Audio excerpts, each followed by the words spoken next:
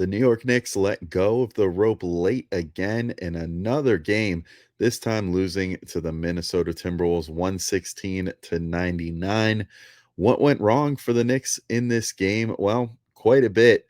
But is this really a symptom of their overall three-point defense being just bad this year? We'll get into it right now on Locked On Knicks.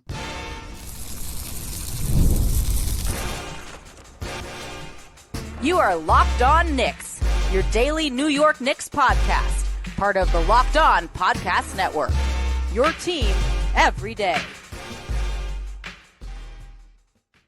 All right, welcome in to Locked On Knicks, your daily New York Knicks podcast. I'm Alex Wolf. I'm editor-in-chief of Knicks site, The Strickland, which you can find at thestrick.land. And today's episode is sponsored by Prizepicks. Now's the perfect time to join. Download the app today and use code LOCKEDONNBA to get $50 instantly when you play your first $5 lineup. That's right, no need to win to get the bonus. It's guaranteed. Prizepicks, run your game. And I want to thank you all for making Locked On Knicks a part of your daily routine, whether you're checking us out on your favorite podcast app or on YouTube. Definitely appreciate you doing so. Hope you hit the subscribe button if you haven't already and set up the auto download function on your favorite podcast app or the notification bell on YouTube so you never miss an episode. And also, your favorite podcast has a newsletter now, introducing the Locked On Knicks daily newsletter to go along with your daily podcast. One stop for ultimate team and league coverage delivered right to your inbox. Sign up for free now at lockedondaily.com. That's lockedondaily.com, and start your day with the all new free Locked On Knicks newsletter. On today's show, going to be talking through the tough loss to the Timberwolves to start the weekend. The Knicks losing 116 to 99 to Minnesota on the Knicks home floor at Madison Square Garden. Never fun there. Going to talk about what went wrong, and then if it's sort of a telling sign of something that has been gaining a little bit of steam lately. Is the Knicks defense broken? Are they giving up too many three-pointers? What's all in all not working in that regard? And then some individual player notes. Kind of a rough game for Jalen Brunson, all things considered. OG Anunoby, a bit of a nice bounce back game for him, and kind of a baffling game for Precious Achiuwa. So going to get into all that in a little bit as well. But first, let's just talk about this game at large against the Minnesota Timberwolves. So the Knicks played, I think, a really good team, pretty tight again, kind of the story of their last few weeks, where they've just been trying to get that sort of signature win against a good team. Now, granted, they already beat the Timberwolves once this year. So, I mean, I guess you can hang your hat on that you split with a Western Conference finalist from last year in your two games against them. But I'm sure that the Knicks, in a way, wanted to spoil Julius Randle's return to New York and, come away with a win. I think probably the come away with the win part is the most important to this particular group. So not great. They fell apart down the stretch here. It was a pretty tight game for most of the game. The Knicks, I think, were kind of fighting and clawing a bit in this one, kind of trying to get their way back into this game for most of it, but would draw even with the Timberwolves or get very close. And then the T-Wolves would, take a little bit more of a lead again. Then the Knicks kind of claw back in again, so on and so forth, until finally in the fourth quarter, the T-Wolves just kind of got really hot.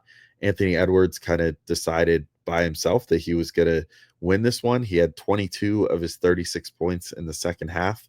But really, I think just kind of got a lot of really good shots just by virtue of being Anthony Edwards. I mean, I don't know that necessarily the Knick defenders were doing the worst job that they possibly could have done, but clearly just weren't doing a good enough job to bother him.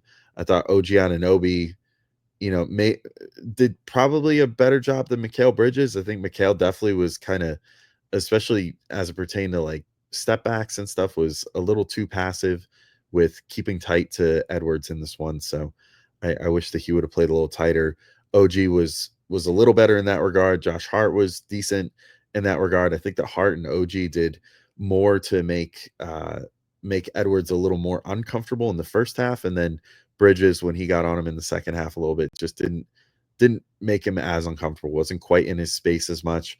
Was kind of playing more towards the drive, but Edwards is like the top 3-point maker in the NBA this year. So I don't know why you wouldn't be playing the 3-point shot a little more than what he was doing, but a little bit of a baffling choice there. The Timberwolves in general, too, in the fourth quarter, just absolutely torched the Knicks, 11-17 overall, 6 of 8 from three. And just in general, I think there was I'll get into it a little more in a minute when I talk about kind of the overall themes of what has made the Knicks 3-point defense not so great lately. But I think that there were just some kind of baffling decisions on how and when to double. And that's not going to help matters. You need to kind of have that stuff figured out ahead of time. And have a better plan. I think that there's just a lot of insistence on doubling when Jalen Brunson is guarding someone or near someone. And yet there were some pretty decent possessions from Brunson in this one. Like, I think he had a really good one against Mike Conley at one point. And was I think at least passable. I don't think that I think he's been trying really hard on defense this year. I think that he's looked better than he has in the past at times. So I don't really quite get the insistence on having a double all the time. But I'll get into that when I dive into the numbers a little bit in the next segment as to what I think some of the reasons for the 3-point defense being so off are. But I think that there's some meat on the bone there, like things that they can definitely fix, and hopefully things that the Knicks do look to fix soon.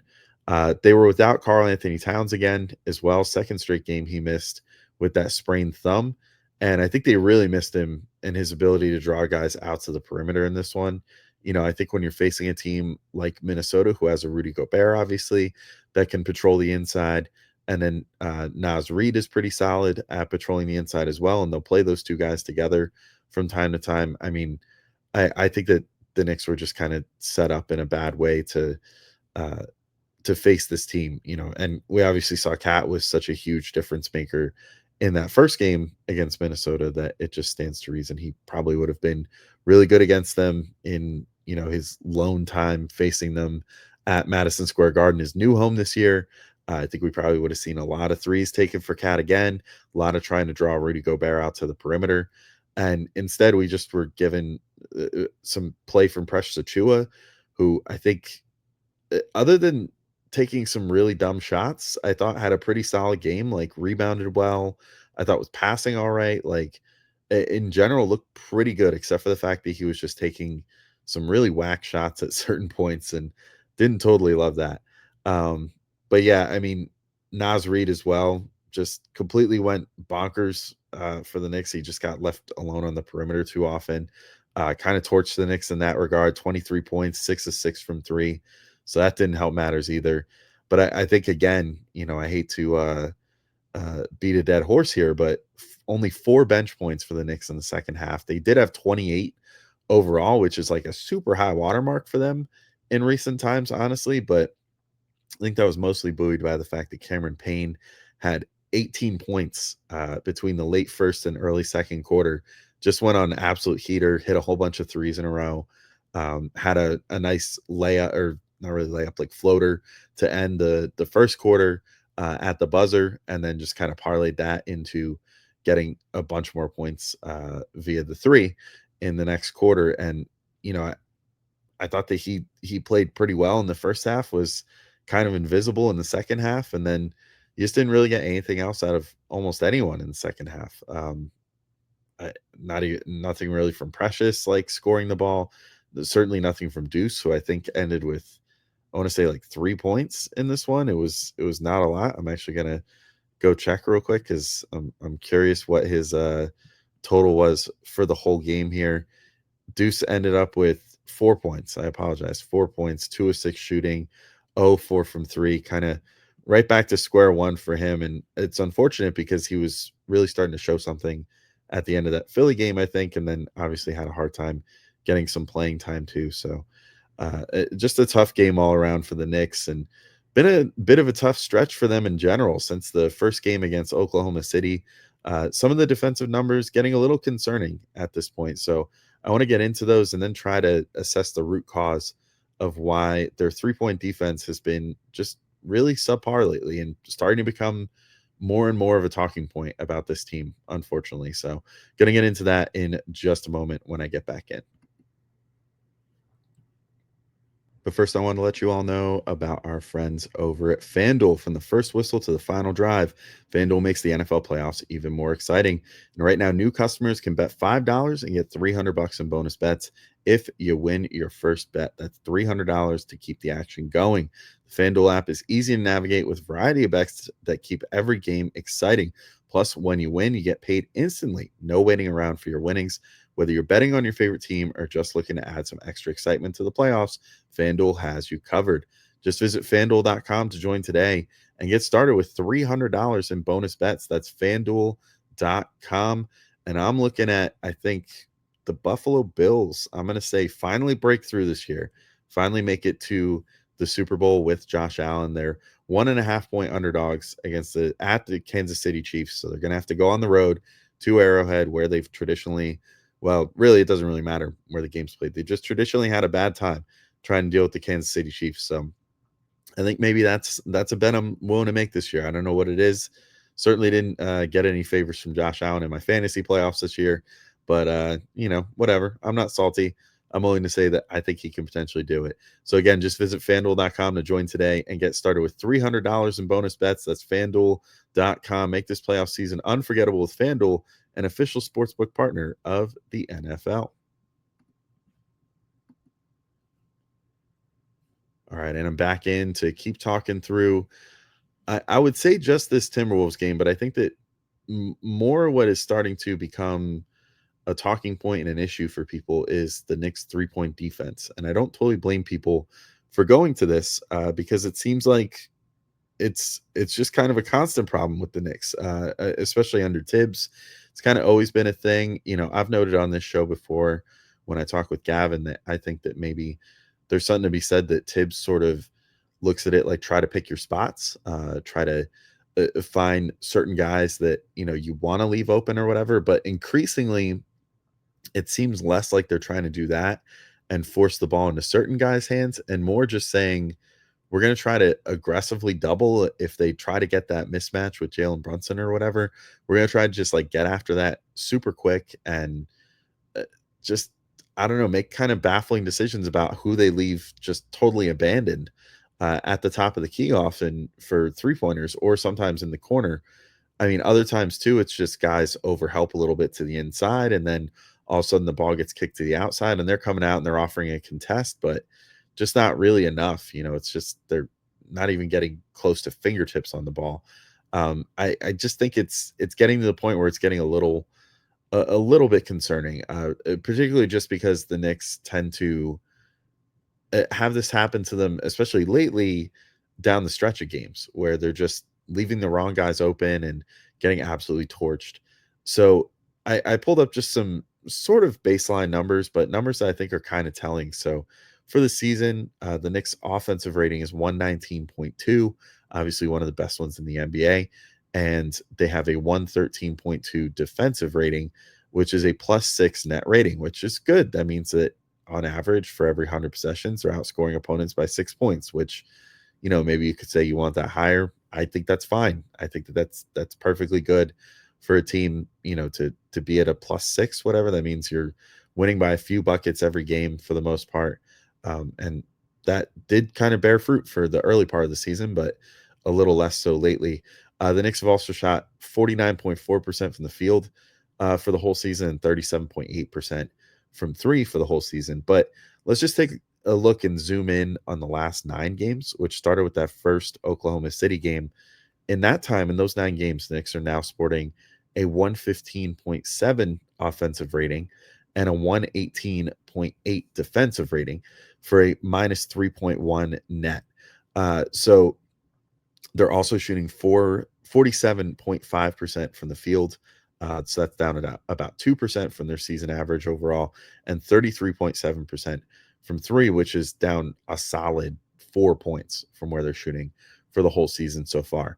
But I think it's kind of important to note, like, if they were just shooting as well as they have for the whole season, they would still be in the good here. They're at 119.2 offensive rating, like I said, for the whole season. and 115.7, or sorry, I'm sorry, 118.8 defensive rating over the last 9 games. Like, if they were just at where they're at, it would be narrow, but they would still largely be coming out on top in these games. And yet it seems to me like the offense falling off has been kind of an issue. Like, if you look at their just what they shoot in losses versus what they shoot in wins, seems like they're really living and dying by the three-pointer, which I guess is not news, but it's just when they're bad, like real bad. And it just doesn't make any sense some nights why sometimes they just don't go in almost collectively as a team. Like, in losses, they're shooting 46.3% from the field and just 32.6% from three. Whereas in wins, they're shooting 51.2% overall. It's like a fairly big, jump there, almost 5%, but 40.6% from the 3-point line. So a full 8% better from the 3-point line in wins versus losses. I think, to me, it comes down to that consistency. Like, that's where the wheels fall off a lot down the stretch of these games. And maybe it's tired legs. Maybe it's just them being psyched out in some way. I don't know what the case is, but it seems to me like down the stretch of games, and in games where they're losing, that, the Knicks are just missing shots. And that's kind of been the biggest issue. They also, if you want to zoom in on the 3-point defense, they have the 6th lowest 3-pointers attempted against them in the entire NBA at 36.5. And that's, a good deal higher, or a good deal lower than the highest teams in the Jazz, the Wizards, and Hawks, who all give up over 40. So, like, they're giving up, a 10% less threes per game than the highest teams in the NBA. And yet they're also offering the 4th highest 3-point percentage allowed in the NBA at 37.8%. So, despite the fact that they're not giving up the most, when they do give them up, the other team is making them a lot. And I think a lot of that has to do with the fact that, again, the wrong players are being allowed to shoot the three and potentially get hot. I think that there's also screen navigation issues. So, off the dribble threes, I think that they're getting victimized a bit with that by certain players, the Trae Youngs of the world, the Anthony Edwards of the world, guys like that, where, they can take a quick screen or something like that just to get that little bit of extra space.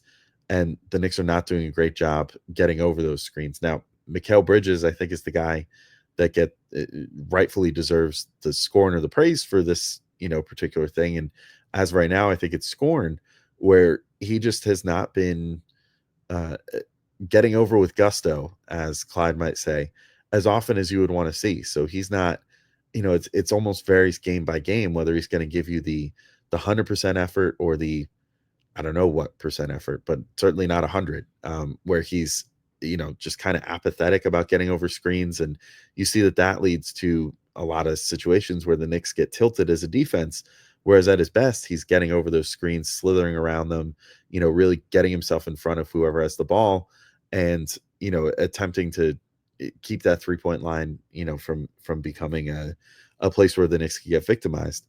But I think another thing is, I mentioned already, the overly aggressive doubles to help Brunson, I think, are just leaving too many guys open. And sometimes it's to help Cat too. Like, they'll send OG down real quick to try to get a strip or something. If a guy's, barreling down into Cat and trying to, back him down or just draw a foul or whatever, sometimes they'll send someone like OG or Deuce McBride or someone like that to try to poke a ball away and, generate something there. But I think the ones with Brunson are the most egregious and the ones that seem the least necessary a lot of times, because he'll be, guarding someone on the perimeter and doing, it seems like, an okay job. And then they'll just send this super aggressive double with like Josh Hart or OG Anunoby or whatever. And whoever that guy is guarding then gets to be wide open for three. And a lot of times that's not a good place to be for the Knicks. And it's burned them, I think, time and time again. And I think we saw that in this game, like with guys like Naz Reid getting hot. Sometimes it's less about, the defense being played on an individual player and less about, and more about the fact that the scheme is just wrong and that they're sending guys off of guys and leaving them completely wide open when it doesn't really seem necessary. Like, it's not like Brunson is getting blown by in some of these scenarios, and it's like, oh well, someone's got to go help because he just got blown by. He's doing a pretty good job of shuffling his feet, staying in front of guys, and he's not going to have the wingspan to offer like a crazy contest or anything, but I think he could be at least passable. So I hope that the Knicks kind of just allow Brunson to be himself a little more on defense, and hopefully we'll run into a situation soon where he gets a little bit more leeway, and then you can let guys like OG and McHale and Josh Hart just kind of focus on their particular matchups, unless someone gets super hot that they're trying to get Brunson on. But other than that, like, I don't know. I don't see why all this doubling is really all that necessary. I tried to find stats on which teams double the most too in the NBA, and I couldn't find that. I could only find stats on who gets doubled the most. So I'll keep looking for that stat. Maybe it's out there somewhere that I just haven't seen from one of the stat providers. So I'll see what I can do. Maybe something for another episode. But for this episode, I think we gotta talk about a few more individual players. So we're going to talk about Jalen Brunson, why he had sort of an off night on offense. OG Anunoby having a fairly nice bounce back, which was good. Just touch on Precious Achua and a couple other players again, real quick before we sign off for today. So going to come back, check out Jalen Brunson, and start with him and why he had kind of an off day. But first, I had to let you know about our friends over at Prizepicks. Basketball season is heating up, and there's no better way to get real money action while watching your favorite NBA stars than with Prizepicks. Whether you're a diehard fan or just love some friendly competition, Prizepicks makes it fun and easy to turn your basketball knowledge into cash. Here's how it works: pick more or less on at least two players for a shot to win up to 1,000 times your cash. Think LeBron's going to drop 30 points, or maybe Luka's getting more than 8 assists? PrizePicks lets you make your predictions and put your money where your mouth is in just 60 seconds. I've been using PrizePicks all season. Let me tell you, I've been having a blast. Last week, I picked Jason Tatum for more than 29 points and Anthony Edwards for more than 25 points. That's the kind of action I'm talking about. And with PrizePicks Flex Play option, even if one of my picks doesn't hit, I can still double my money. Plus, once I hit, I get my money fast, sometimes as quick as 15 minutes. It's honestly the best way to keep the game exciting. Now's the perfect time to join. Download the app today and use code LOCKEDONNBA to get $50 instantly when you play your first $5 lineup. That's right. No need to win to get the bonus. It's guaranteed. PrizePicks, run your game.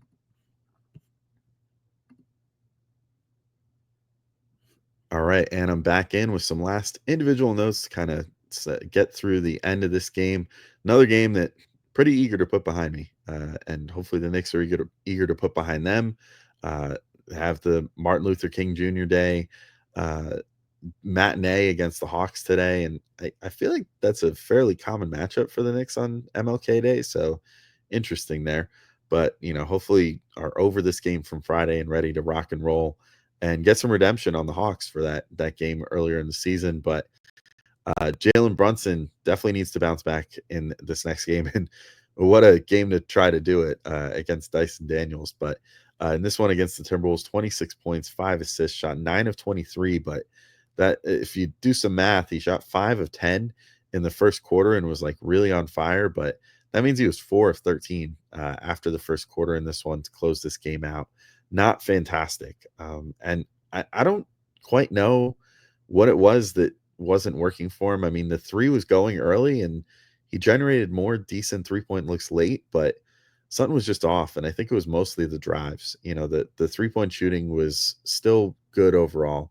I think he finished 3 of 7. I can double check that real quick just to make sure. Yeah, 3 of 7 from 3, 5 of 5 from the free throw line, but the twos just weren't going. Again, you do a little quick math there. That means if he was 3 of 7, that means he was 6 of 16 from the floor otherwise. That's just not a fantastic number. I think for whatever reason, the shots inside the 3-point line just were not going in, like whether the floaters, the layups, whatever. Like he didn't seem particularly bothered. Just seemed like the touch was off. Like one of the ones he made, I mean, if Rudy Gobert was the problem, for example, like you would think that Brunson would have shot really poorly against him or something, but he actually, one of his makes, he kind of drove right at Gobert and just took it right into him and managed to snake it up and over him. And I thought it was a great take. So, I don't know exactly what was going wrong for him in this one. I think it was just lack of touch, and I don't know. Maybe picking up his dribble a little too early. I guess if I had like one critique that I did kind of notice, like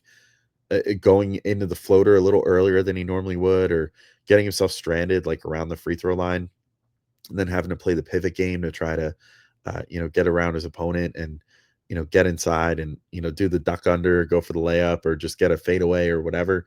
Just seemed like, I don't know, picking up his dribble a little too early was making life a little harder on him. So hopefully some adjustments can be made.